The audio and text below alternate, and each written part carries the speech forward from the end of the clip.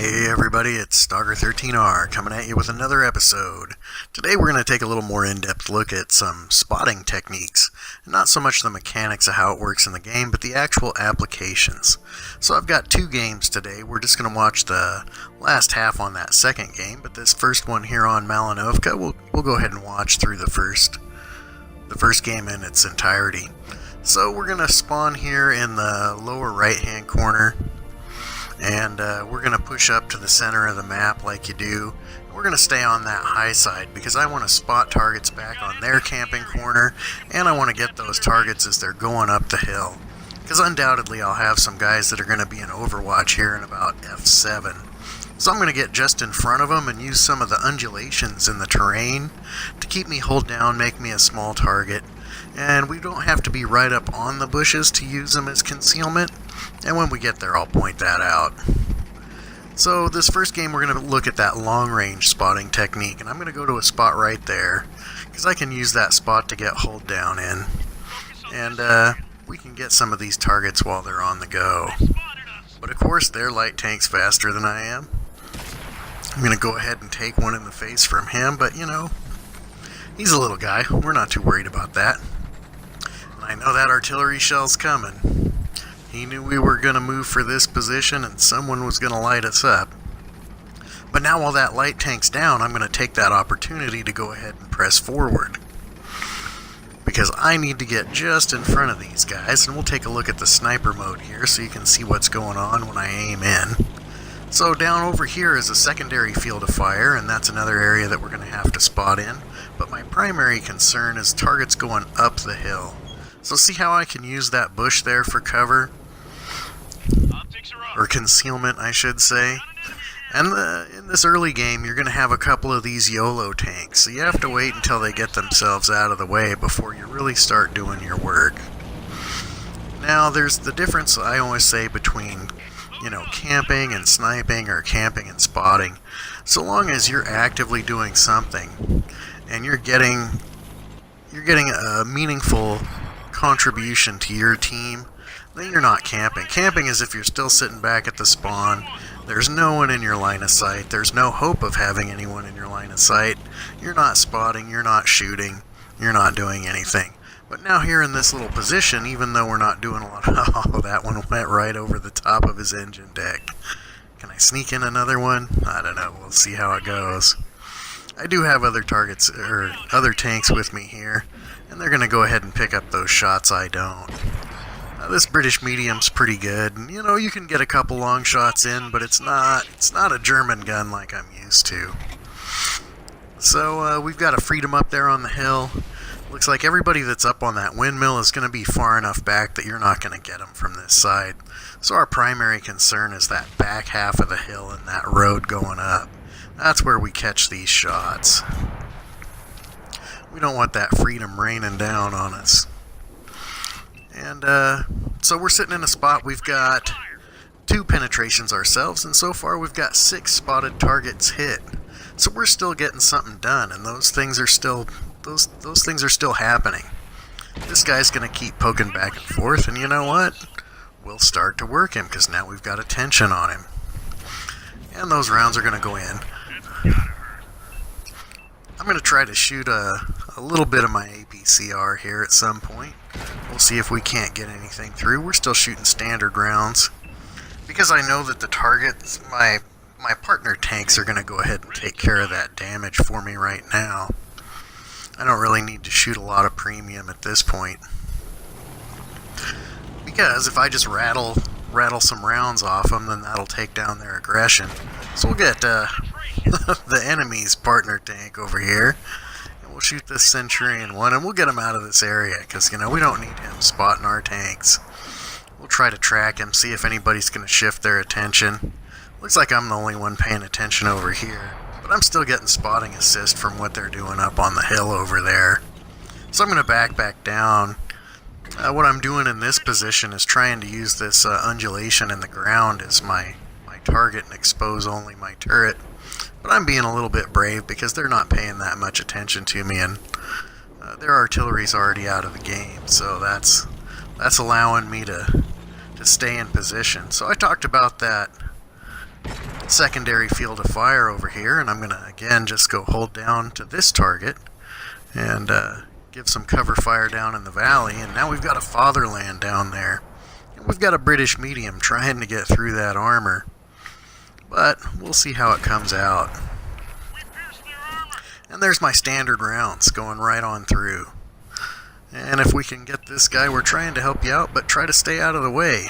Never get between your support fire and the target that you want them to hit.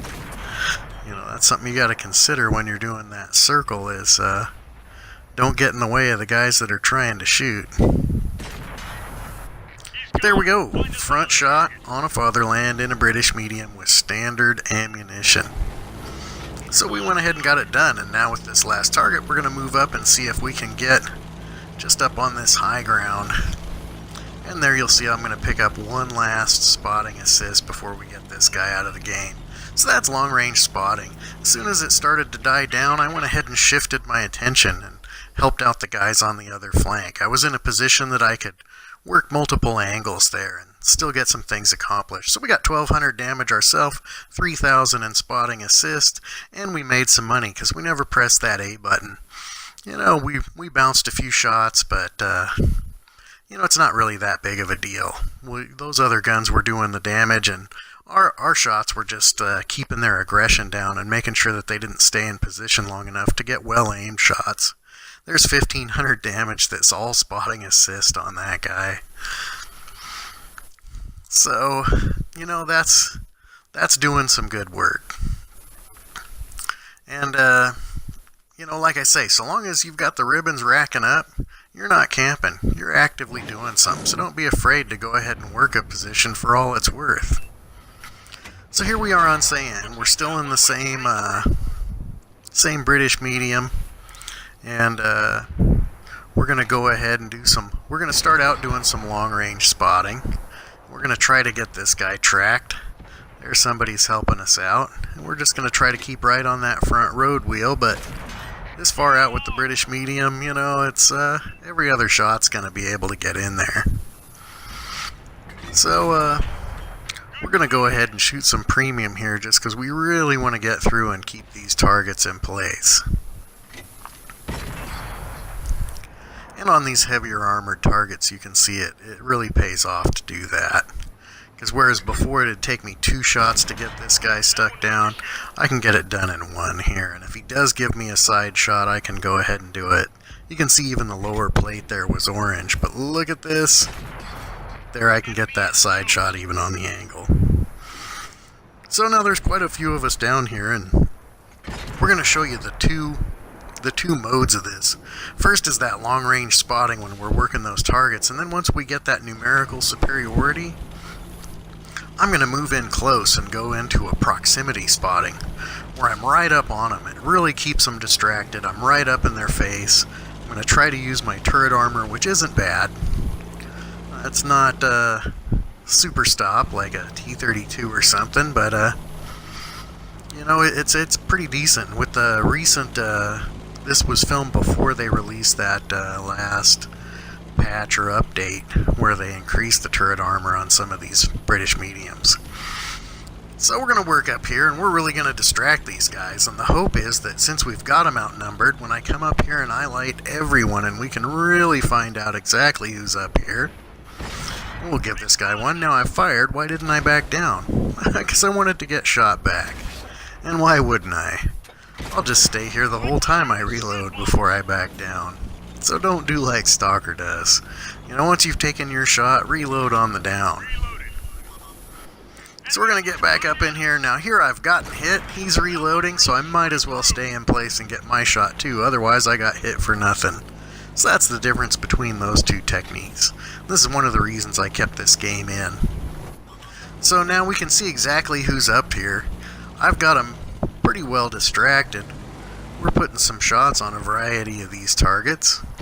And, you know, my team just didn't move up. I was kind of hoping that they would. But, because my health pool up here in this kind of position, it's gonna go down.